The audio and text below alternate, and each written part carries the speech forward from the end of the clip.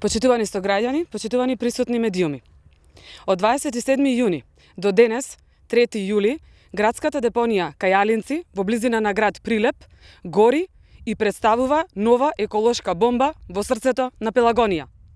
6 дена депонијата во Прилеп гори, а полето е исполнето со чад и канцерогени состојки кои се голема закана за здравјето на граѓаните, особено на земјоделците кои работат по нивите, но и на вработените во странските фабрики во индустриската зона Алинци.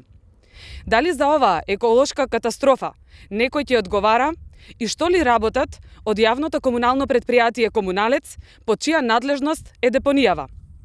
Загрижен ли е заменик министерот за животна средина господин Макрадули, бидејќи најплодната рамница во Македонија доживува труење од невиден размер?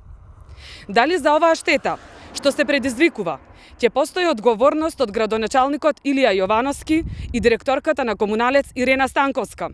Или, како и за се друго, луѓето од власта на СДСМ ќе останат недопирливи? Вака ли изгледа новиот концепт на старо-новиот председател на СДСМ од Прилеп, господин Миле Талески, и вака ли ќе работи во интерес на граѓаните?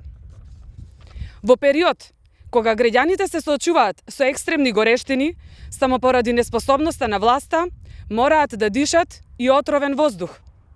За тоа колку е сериозен проблемот, зборува и оваа фотографија на која се гледа голем облак од шат над градот, иако надлежните велат дека огнот е ставен под контрола.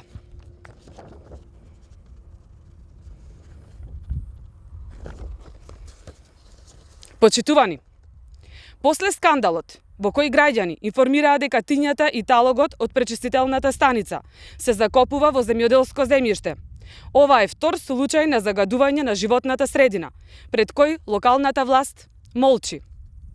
Толку од ветувањата на градоначалникот за еколошки и чист град. Умира и последната надеж дека овие луѓе нешто ќе направат за Прилеп и прилепчани. Поради нивната неспособност да раководат со општината и јавните предпријатија, станаа синоним за неспособност на локално раководство во Република Македонија. Ви благодарам.